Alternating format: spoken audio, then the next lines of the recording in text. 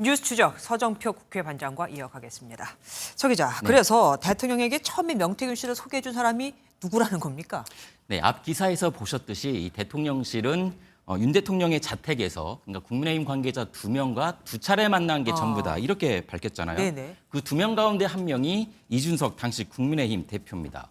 이준석 대표를 통해 이 명태균 씨를 처음 알게 됐다. 이런 취지로 입장을 내놔서 이준석 의원이 거짓말이다 이렇게 강력하게 부인을 한 겁니다. 그런데 김종인 전 국민의힘 비대위원장도 자택이 아닌 곳에서 명태균 씨를 대통령 부부하고 함께 본 적이 있다 이렇게 얘기했잖아요. 네, 그렇습니다. 지난 21년 7월입니다. 처음으로 이 대통령 부부하고 식사를 하는 자리에 나갔더니 대통령 부부 옆에 이 명태균 씨가 앉아 있었다는 겁니다. 네. 오늘 통화한 내용인데요. 들어보시겠습니다.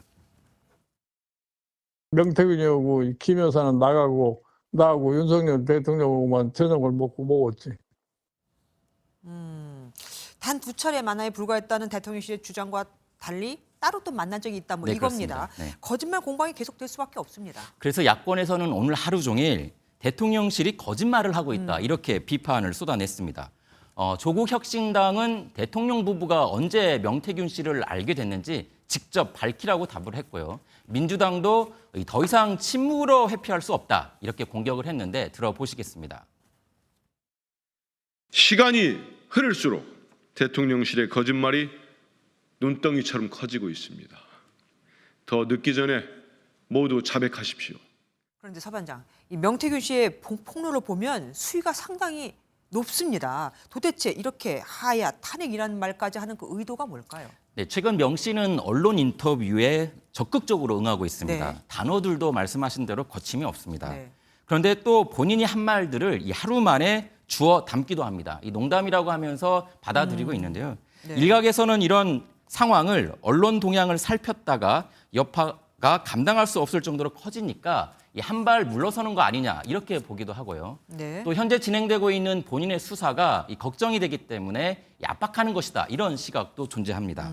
김영선 전 국민의힘 의원한테서 매달 공천 대가로 돈을 받아간 그것 때문인 거죠? 네, 맞습니다. 지난 22년 6월 재보궐선거 때 김영선 전 의원이 이 본인의 세비 9천여만 원을 명태균 씨에게 줬는데요.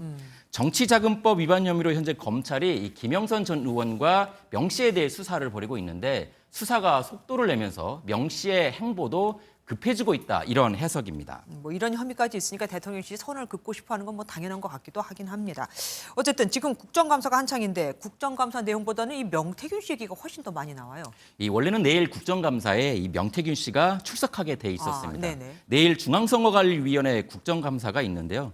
이 김건희 여사의 지난 4월 총선 공천 개입 의혹 관련해 가지고 이 명 씨가 증인으로 채택이 됐는데 앞서 말씀드린 검찰 수사를 이유로 이 불출석 사유서를 제출했습니다. 네. 오는 17일 국정감사에도 이 증인으로 채택이 됐는데요. 안 나올 가능성이 큽니다. 민주당은 뭐 당연히 명태균 씨 의혹을 더 키우겠어요. 이재명 대표도 상당히 적극적입니다. 최근에 이 징계하여 다스린다 이런 징치라는 네네. 단어까지 써가면서 이 상황을 키우고 있는 모양새인데요. 민주당은 앞으로 명 씨와 용산과의 관계를 계속 부각시키려 할 것이고요.